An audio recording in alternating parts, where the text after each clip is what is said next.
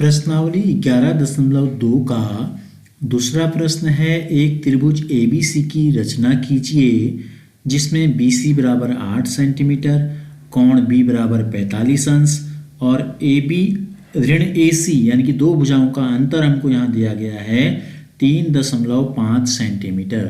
तो इसके पहले प्रश्न में हमने आपको बताया था जब दो भुजाओं का योगफल दिया जाता है और तीसरी भुजा दी गई होती है तो कैसे त्रिभुज बनाते हैं। आज हम आपको बताएंगे कि अगर एक भुजा और दो भुजाओं का अंतर और एक आधार कोण जब हमको दिया गया हो तो हम कैसे त्रिभुज की रचना करते हैं। तो आज जो त्रिभुज हमको बनाना है इसका नाम है ABC और BC हमको दी गई है 8 सेंटीमीटर। तो सबसे पहला काम हमारा क्या है, स्केल की मदद से 8 सेंटीमीटर लंबी एक रेखा खींचनी है और इसका नाम हमको रखना है BC। ठीक है, तो ये लिख दिया हमने BC। कितनी सेंटीमीटर लंबी रेखा ली हमने, 8 सेंटीमीटर लंबी एक रेखा ले ली। कोण B पे 45 अंश का कोण हमको दिया गया है, तो जैसे हमने बताया था आपको 90 अंश का कोण पहले बनाना पड़ता है हमको, फिर जाके हम आते हैं 45 अंश के कोण में।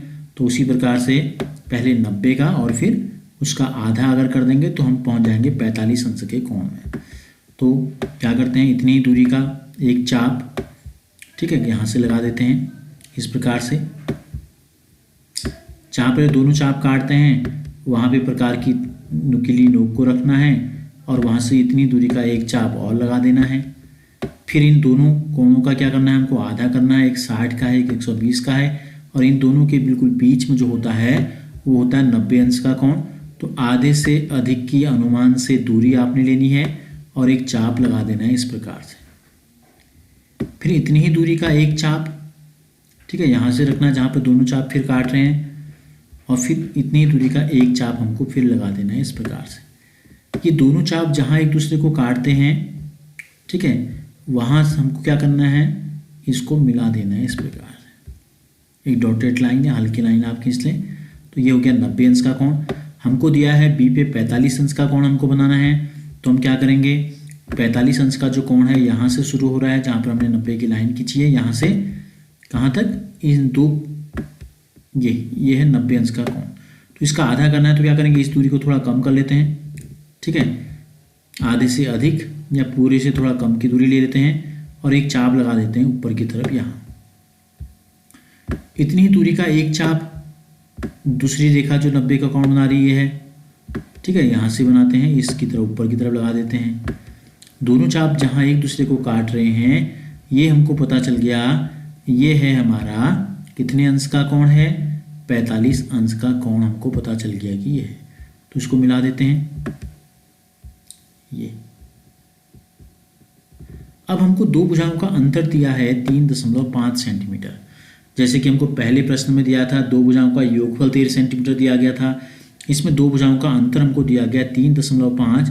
तो हमें इस स्केल की सहायता से 45 अंश का जो कोण बनाते हुए लाइन गई है इस पे हमको 3.5 सेंटीमीटर कहाँ पे है, वहाँ पे एक बिंदु बना लेना है, ठीक है। इस प्रकार से नापेंगे, देखो ये 3.5 कहाँ पे होगा, वहाँ पे एक या तो चाप लगा देते हैं प्रकार की सहायता से अगर हम ले लें, ठीक है, प्रकार की सहायता से अगर लें तो हम क्या करते हैं, यहाँ रखा, ये दूरी 3.5 कहाँ पे आ रही है, देखो ये 3.5, ये है 3.5। तो इसको लॉक करके यहाँ पे एक चाप लगा देते हैं इस प्रकार से। तो अब हमको पता चल गया 3.5 कहाँ पे हो रहा है, तो ये बिंदु B था, ये C था, एक बिंदु अभी हमको A लेना है, इसको D ले लेते हैं, ठीक है। तो D बिंदु को मिला देते हैं C से, D से मिला देते हैं C को मिला देते हैं, D से C को मिला दिया हमने, यह है D हमारे पास और D से मिला देते हैं हम C को। ये देखो, अब इसका आधा करना है, क्या करना है, अब हमको करना है इसका आधा, लंबार्धक खींचना है। तो फिर हमको प्रकार की मदद लेनी पड़ेगी। इसके एक सिरे पे हम रखेंगे यहाँ जहाँ से ये शुरू हुआ है, ठीक है, और अनुमान से आधे से अधिक की दूरी है, एक चाप लगा लेते हैं हम इस तरफ, ये लगा लिया हमने एक चाप, और इतनी ही दूरी का एक चाप ऊपर की तरफ भी लगाना पड़ेगा हमें,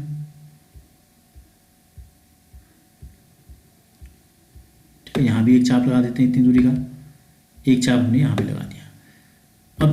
इतनी ही दूरी का चाप इसके दूसरे सिरे सी से भी लगाएंगे। पहले हमने डी से लगाए 2 चाप, अब हम कहाँ से लगाएंगे 2 चाप, अब दोनों चाप हम लगाएंगे सी से। ये नीचे की तरफ लगाना पड़ेगा, ठीक है। नीचे ले आते हैं पेंसिल को इस तरफ, ये, और यहाँ भी एक चाप लगा देते हैं। ये हो गया। अगर ऊपर वाला चाप छोटा हो गया है, नहीं काट रहा है अच्छी तरह से, तो एक चाप फिर उसको बड़ा कर लेते हैं। ये देखो, जहाँ ये दोनों चाप एक दूसरे को काट रहे हैं इस लाइन के दोनों तरफ, यानी कि ये इसका क्या है, समद्विभाजक है, या इसको लंबार्धक भी हम कहते हैं। यानी कि ये जो रेखा है डी से लेकर सी तक, इसके 2 बराबर भाग हो गए। क्या कर दिए इसने इसके 2 बराबर भाग कर दिए। आप स्केल से अगर चाहें तो नाप भी सकते हैं, ठीक है। ये है रेखा। अब इस रेखा को जो ये 2 बराबर भाग कर रही है, इस रेखा को हमको आगे बढ़ाना है, ठीक है। यहाँ से फिर हम रेखा लेते हैं, इसी के ऊपर लेते हुए चलते हैं, इसको हमें आगे बढ़ा देना है ऊपर तक, दूर तक, ये। और इस रेखा को भी हमें आगे बढ़ा देना है जो इस बिंदु से गई है पहले से। ये रेखा आपको दिखाई दे रही है, इसको हमको आगे बढ़ा देना है। जहाँ ये दोनों रेखाएं एक दूसरे को काटेंगी वो बिंदु हमको पता चल जाएगा, वो होगा बिंदु ए। तो इसके ऊपर हम लेके जस्ट ये, जहाँ ये दोनों रेखाएं एक दूसरे को काट रही हैं, ये पता चल गया हमको बिंदु ए। हमें ये बिंदु ए तो हमको पता चल गया, ठीक है। बी भी हमको पता था, सी भी हमको पता था, तो हम ए से सी को भी मिलाएंगे। ए से सी को नहीं मिलाया, ए से सी को भी मिला लेते हैं, तभी तो 2 भुजाओं का अंतर पता चल पाएगा हमें। ये है ए जी।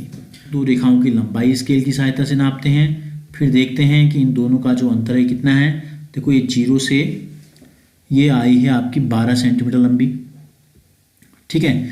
और तो ये भुजा 12 सेंटीमीटर आ गई थी। अब दूसरी भुजा ले लेते हैं, ये वाली भुजा है ए सी। यहाँ 0 पे लगाते हैं जहाँ से पॉइंट इसका शुरू हो रहा है, ठीक है।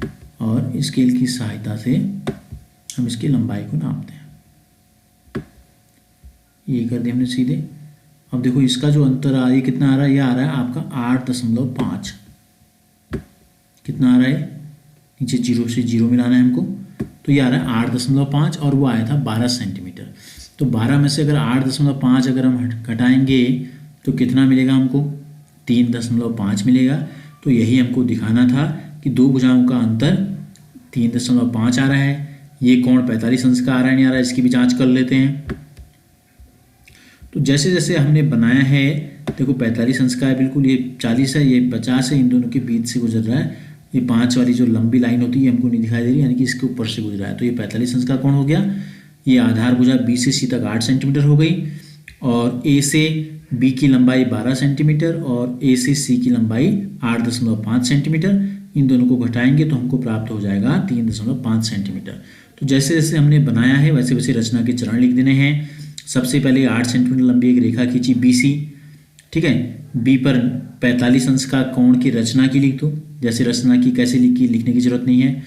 फिर 45 अंश का कोण बनाते हुए फिर रेखा में 3.5 सेंटीमीटर की दूरी पर एक बिंदु डी ले लिया, डी से सी को मिलाया, फिर डी सी का लंबार्धक कहें या समद्विभाजित किया डी सी को, जो, और ये भी लिखें डी सी। फिर अगला स्टेप क्या है, डी सी को समद्विभाजित करने वाली रेखा और 45 अंश का कोण बनाने वाली रेखा दोनों एक दूसरे को बिंदु ए पे काटते हैं।